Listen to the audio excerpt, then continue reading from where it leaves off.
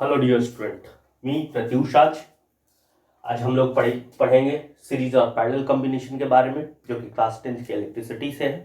ठीक है, बहुत ही आसान सा टॉपिक है और बहुत ही ज़्यादा इंपॉर्टेंट है क्लास 10 के लिए। तो चलिए हम लोग स्टार्ट करते हैं।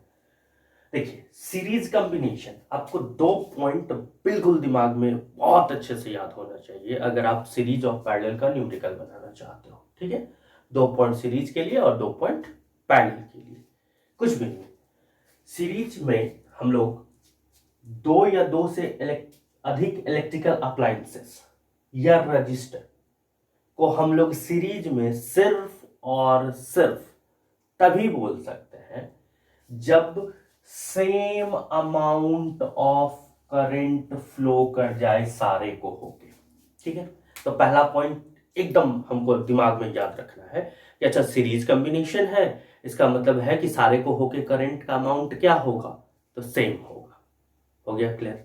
दूसरा, जब भी हम लोग बोलेंगे कि सीरीज कॉम्बिनेशन है, तो सारे अप्लायंसेस या सारे रजिस्टर को होके जो पोटेंशियल ड्रॉप होगा या पोटेंशियल डिफरेंस, फिलहाल आप समझ लो, वो क्या होगा, तो डिफरेंट होगा। और कैसे हम लोग उसका रिलेशन बताएंगे, तो हम लोग बोलेंगे कि जितना ड्रॉप सारे को होके हो रहा है उन सारे को आप ऐड कर दीजिए, उतना ही पोटेंशियल डिफरेंस होगा किसका, सप्लाई का, जो कि उसको सप्लाई दे रहा है, मींस उस सोर्स का जो कि उसको सप्लाई दे रहा है। चलिए हम लोग समझने की करते हैं फिगर से। हमने लिया एक फिगर जिसमें हमने 3 रजिस्टर बनाया है। ये मान लीजिए ये है हमारे पास फिगर, इसमें हमने कितने रजिस्टर को बनाया है, तो 3 रजिस्टर को। ठीक है, ये हमने कर दिया। ये हमारा बैटरी जो कि पोटेंशियल डिफरेंस कितना प्रोवाइड कर रहा है, तो V। इस रजिस्टर का नाम है R1, इसका नाम है R2 और इसका नाम है R3। ठीक है, तो सबसे पहले क्या है कि सीरीज हम लोग पहचानेंगे कैसे, तो ध्यान से देखिए। अगर एक ही वायर में सारे अप्लायंसेस या सारे रजिस्टर लगे हुए हो, अगर वायर का कोई जंक्शन नहीं हो रहा हो, तो हम लोग बोलेंगे वो कॉम्बिनेशन कैसा है, तो सीरीज है। ठीक है, अब मान लीजिए इस सर्किट से आई करंट डिराइव हुआ इस सेल के द्वारा। ठीक है, अच्छा देखिए, तो ये आई करंट इसको होके भी पहुंचा, ये आई करंट इसको होके भी पहुंचा और आई करंट इसको होके भी पहुंचा। तो हम लोग देख रहे हैं कि करंट का अमाउंट तीनों के लिए क्या है, तो सेम है। इसका मतलब ये कैसा कॉम्बिनेशन, सीरीज है। अच्छा, एक चीज और देखिए, हमने पढ़ा है ओम्स लॉ से V equal to I R. तो आई तो सेम है, लेकिन आर हमने क्या लिया हुआ है, डिफरेंट डिफरेंट लिया हुआ है। इसका मतलब V का वैल्यू भी क्या होगा, डिफरेंट होगा। क्यों ऐसा, तो I सेम है, R अलग अलग है, तो V भी क्या होगा, अलग अलग होगा। तो मान लीजिए यहाँ का पोटेंशियल ड्रॉप है V1, यहाँ का है V2 और यहाँ का है V3। ठीक है, अब इसका कैसा रिलेशन है, तो इसमें बोला गया कि जितना पोटेंशियल ड्रॉप सारे को होके हो रहा है, मतलब कि V1, V2 और V3, आप इन सारे को क्या कर दो, तो सम कर दो। और वही पोटेंशियल डिफरेंस किसका होगा, तो सेल का होगा, बैटरी का होगा, सोर्स का होगा। समझ गए। चलिए अब हम लोग डिराइव करते हैं इसके लिए आर इक्विवेलेंट का फॉर्मूला। देखिए बहुत ही आसान है, क्या हुआ है, सबसे पहले हमने क्या लिया हुआ है, consider 3 resistor of resistance R1 R2 R3। हमने 3 रजिस्टर लिया है जिसका रेजिस्टेंस हमने माना R1 R2 और R3 है। तीनों को हमने किस में कनेक्ट किया है, सीरीज में। किसके साथ, बैटरी के साथ, जो कि सप्लाई कर रहा है पोटेंशियल डिफरेंस कितना, तो V। और बैटरी से कितना करंट डिराइव हो रहा है, तो I करंट डिराइव हो रहा है। ठीक है, अच्छा, सीरीज में वेरिएबल कौन है, पोटेंशियल डिफरेंस या करंट, तो पोटेंशियल डिफरेंस। हम जब भी डिराइव करेंगे, ध्यान रख लीजिए, जब भी हम लोग डिराइव करेंगे तो वेरिएबल वाली क्वांटिटी को ही लेके चलेंगे। तो वेरिएबल कौन है, तो V। तो हम लोग जानते हैं इन सीरीज, सीरीज में क्या होता है, तो V is equal to V1 plus V2 plus V3 so on. ठीक है, हो गया। अच्छा, ओम्स लॉ कहता है फ्रॉम ओम्स लॉ कि V इज इक्वल टू होता है आई आर। कोई दिक्कत, अच्छा, थोड़ा आते हैं इसमें। V इज इक्वल टू, अगर ये V1 निकालना है तो यहाँ पे करंट है I और रेजिस्टेंस है R1, इसका मतलब V1 is equal to I R1। हमने V1 के जगह पे लिख दिया I R1, V2 के जगह पे I R2, ये हो गया हमारा I R2, और V3 के जगह पे I R3, V3 के जगह पे I R3। इन सारे में से हमने I को अगर कॉमन आउट किया तो ये हो गया R1 plus R2 plus R3, और ये हो गया हमारा भी। यहां तक कोई दिक्कत? समझ गए? अच्छा, अब हमने क्या किया कि इस सारे रजिस्टर को हटा दिया, इस सारे रेजिस्टेंस को हटा दिया, और इसके जगह पे हमने सिर्फ एक रेजिस्टेंस लगाया, और आप मान लो इसका नाम है R इक्विवेलेंट, मतलब ये टोटल। ठीक है, हमने क्या किया, उस तीनों को हटा के एक लगाया और उसी सर्किट में लगाया, मतलब कि V वही था जो सप्लाई हो रहा था और करंट भी वही डिराइव हुआ। ठीक है, ये लगाने के बाद करंट में कोई भी चेंज नहीं आया। इसका क्या मतलब है, एक बात बताइए हमें, R इज इक्वल टू क्या होता है, V बाई I। ठीक है, हमने बोला कि हमने ना ही V बदला है ना ही I बदला है, इसका मतलब R का जो वैल्यू पहले था सारे को मिला के वो अभी भी है, कोई दिक्कत? ठीक, अब थोड़ा सा क्या किए हमने किया, ये समझ गए आप? चलिए, अब हमने किया replace all 3 resistor by a single so current remain unchanged. ऐसे किया हमने कि करंट में कोई भी चेंज नहीं आया। इसका मतलब अब यहां से अगर ओम्स लॉ हम लोग लगाए तो V is equal to I R equivalent हम लोग लिख सकते हैं क्या? कोई परेशानी? ठीक है, अच्छा, इसको हम बना दिए इक्वेशन 1, इसको हम बना दिए इक्वेशन 2। ठीक है, कोई दिक्कत? अच्छा, अब अगर हम लोग करते हैं पुटिंग इक्वेशन 2 इन 1, ये देखें तो इस V, मतलब ये V, इस V के जगह पे हम लोग I R इक्विवेलेंट रख सकते हैं, तो हमने रख दिया यहाँ पे I R इक्विवेलेंट। ठीक है, I से I हो गया कैंसिल, इसका मतलब हमारे पास फॉर्मूला हो गया R equivalent is equal to R1 plus R2 plus R3 dot dot. इसका मतलब अगर हमको टोटल रेजिस्टेंस या इक्विवेलेंट रेजिस्टेंस अगर सीरीज में निकालना है तो हमको कुछ भी नहीं करना है, सारे को उठा के क्या करना है, तो जोड़ देना है।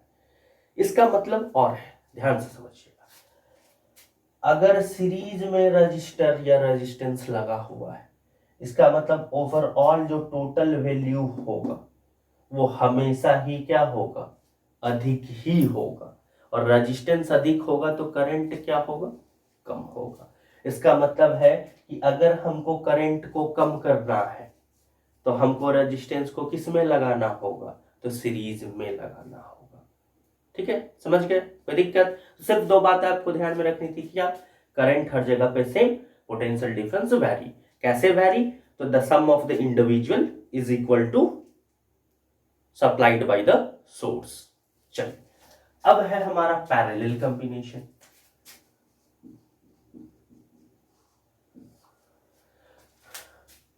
Two or more electrical appliances or resistor are said to be connected in parallel. इसमें क्या सेम, रिवर्स कर दो बस। If a same amount of potential difference exists across them, ठीक है, 2 या 2 से अधिक रजिस्टर को हम लोग पैरेलल में सिर्फ और सिर्फ तभी बोल सकते हैं जब same amount of potential difference exist हो जाए सारे अप्लायंसेस या रजिस्टर को होके। ठीक है, अच्छा, उसमें पोटेंशियल डिफरेंस वैरी कर रहा था, इसमें वैरी कौन करेगा, करंट। कैसे वैरी करेगा, तो sum of current through each resistor is equal to the current derived by source. इसका मतलब है कि करंट का इक्वेशन कैसा होगा, तो जो टोटल करंट डिराइव करेगा सारा कोई मिल के सेल से, वो करंट इक्वल टू क्या होगा, तो सारे को होके जो इंडिविजुअली पास करेगा उसके इक्वल। ठीक है, कोई दिक्कत? चलिए फिर से सिचुएशन लेते हैं हम लोग।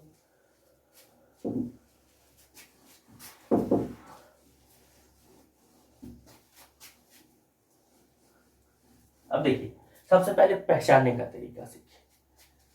ये एक वायर आया, इस पॉइंट पे मान लीजिए एक जंक्शन है, इस जंक्शन से क्या हुआ कि ये देखिए 3 वायर निकल गया।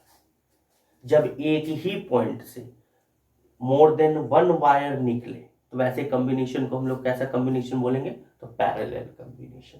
ठीक है, ये रहा एक रेजिस्टर, ये दूसरा और ये तीसरा, फिर देखिए सारा कोई आके मिल गया ये।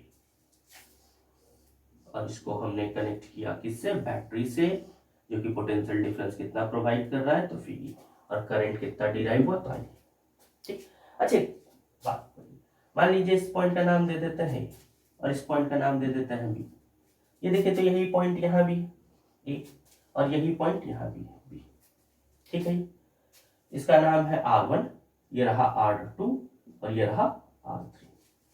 ये देखिए, तो R1 किसके किसके बीच है, VA और VB के बीच में। ठीक है, R2 किसके बीच में, VA और VB के बीच में। R3 किसके बीच में है, VA और VB के बीच में। तो VA माइनस VB, यही है ना पोटेंशियल डिफरेंस। जब पॉइंट सेम है तो डिफरेंस भी सेम होगा। इसका मतलब हम लोग बोलेंगे कि इन तीनों के बीच का पोटेंशियल डिफरेंस क्या है, तो सेम है। तो हमने बोला कि इन तीनों के बीच का पोटेंशियल डिफरेंस कितना होगा, तो जो सेल का होगा, same amount of potential difference exist across them. तो इसका मतलब है इसके क्रॉस भी पोटेंशियल डिफरेंस भी, इसके क्रॉस भी और इसके क्रॉस भी। ठीक है, अच्छा एक बात बताओ, V इज इक्वल टू होता है IR। आपने बोला V सेम है, R है डिफरेंट, डिफरेंट है सारे का। ठीक है, I इज इक्वल टू क्या होगा, तो V बाई R होगा। V है सेम, R है डिफरेंट, मान लीजिए, वैसे सेम भी हो सकता है, नो प्रॉब्लम। लेकिन अगर R डिफरेंट डिफरेंट आप मानोगे, इसका मतलब I भी क्या होगा, डिफरेंट डिफरेंट होगा। इसका मतलब है इसको होके, इसको होके और इसको होके I का वैल्यू क्या होगा, तो डिफरेंट होगा अगर रेजिस्टेंस डिफरेंट है तो। हमने मान लिया ये रहा I1, ये रहा I2 और ये रहा I3। ठीक है, चलिए ये है हमारा पैरेलल कॉम्बिनेशन। ठीक है, अब चलिए फिर से डिराइव करते हैं इसके लिए रेजिस्टेंस R इक्विवेलेंट। हमने फिर क्या लिया है, consider 3 resistor of resistance R1, R2, R3 are connected in parallel across a battery supplying potential difference V and current I derived from the battery। यहां तक एकदम ठीक है, कहीं कुछ कोई नो चेंज। अब देखिए हमने क्या बोला था, डेरिवेशन आपको अगर करना है तो उसको लेके चलना है आपको, जो कि वैरी कर रहा है। वैरी कौन कर रहा है इसमें, करंट। कैसे वैरी कर रहा है, तो ये है इसके लिए इक्वेशन। तो हम लोग लिखेंगे इन पैरेलल। पैरेलल क्या भाई, I is equal to I1 plus I2 plus I3 होता है, बिल्कुल हम जानते हैं जी। अच्छा ठीक है, I इज इक्वल टू क्या है, तो V बाई R होता है। मान लीजिए I1 निकालना है, ये I1, इसका मतलब यहाँ का V है V और ये है R, R1। इसका मतलब I1 इज इक्वल टू क्या हो जाएगा, तो V बाई R1। अच्छा I2 इज इक्वल टू क्या हो जाएगा, तो V बाई R2। और I3 इज इक्वल टू क्या हो जाएगा, तो V बाई R3। दिक्कत, इन सारे को उठा के अगर हम लोग इस इक्वेशन में रख दें, ठीक है, मान लीजिए इसको है इक्वेशन 1, इसको हम लोग पकड़ लेते हैं 2। ठीक है, हम लोग अगर लिख दें putting equation second in first, तो हम लोग लिख सकते हैं क्या, I is equal to I1 के जगह पे V/R1 V/R2 और V/R3। कोई दिक्कत? यहां से अगर हम लोग V को कॉमन आउट कर ले, ये हो गया 1/R1 1/R2 1/R3। कोई परेशानी? यहां तक समझ गया आप? चलिए अब हम फिर से क्या करते हैं, ठीक है, कि इन सारे को हटा देते हैं और इन सारे को हटा के हम फिर से क्या लगाते हैं, एक ही रेजिस्टेंस लगाते हैं। और ये एक रेजिस्टेंस ऐसे लगाए हम लोग ताकि सेल वही है, मतलब कि बैटरी वही है और करंट भी वही आ रहा है। इसका क्या मतलब हुआ कि पहले जो तीनों को मिला के आर का वैल्यू था वो अभी के आर के वैल्यू के इक्वल है, क्योंकि आर इज इक्वल टू क्या है हमारे पास, V/I। अगर V हमने चेंज नहीं किया, I हमने चेंज नहीं किया, इसका मतलब R का वैल्यू वही होना चाहिए जो कि पहले था। ठीक है, फिर से अगेन सेम,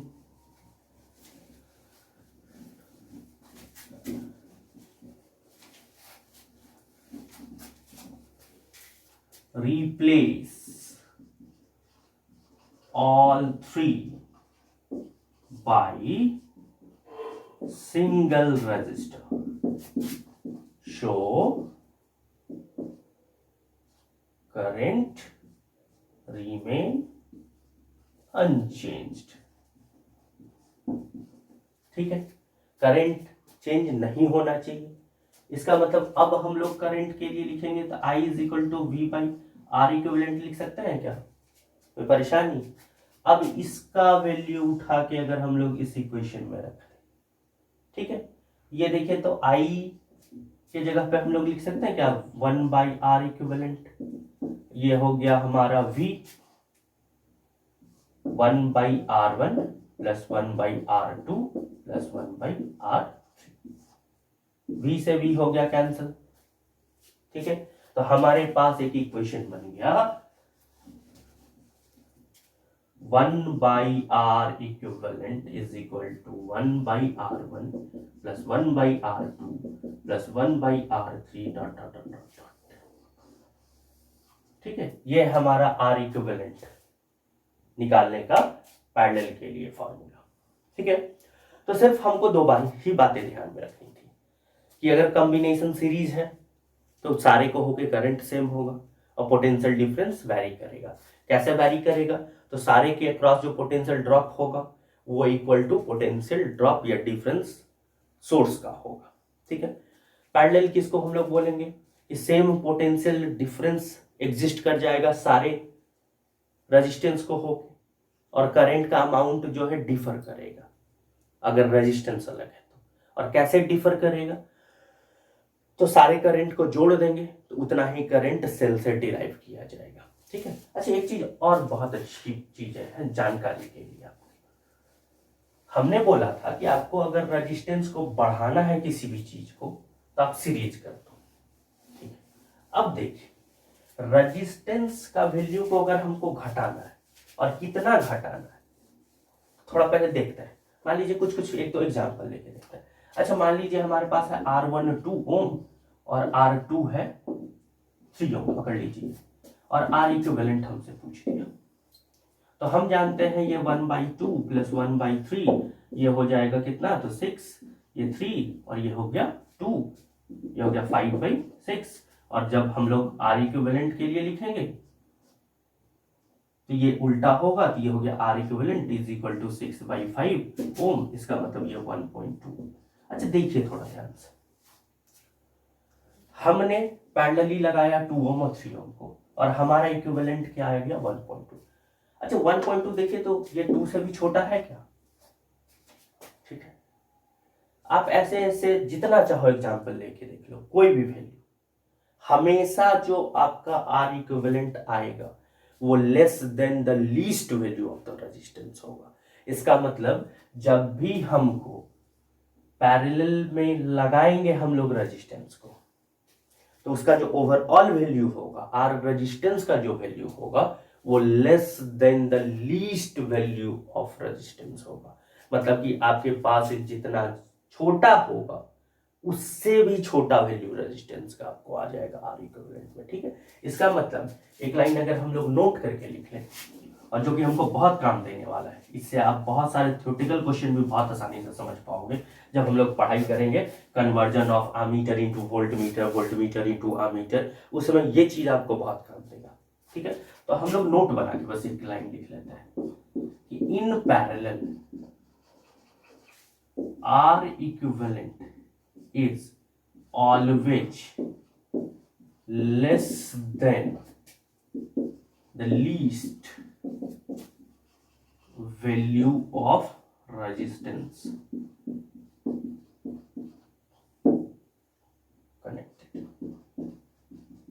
ठीक है, मतलब कि जितना भी रेजिस्टेंस को आपने कनेक्ट किया है उन सारे रेजिस्टेंस में से आर इक्विवेलेंट का वैल्यू जो होगा सबसे छोटे वाले से भी छोटा हो जाएगा। ठीक है, आई होप आपने समझा होगा अच्छे से।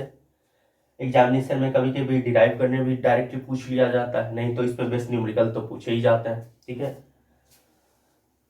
अब आगे हम लोग नेक्स्ट क्लास में इससे रिलेटेड न्यूमेरिकल एक दो क्लास करेंगे, क्योंकि it's a very important topic अभी के लिए भी और आगे के लिए भी। ठीक है, चलिए तब तक के लिए बाय।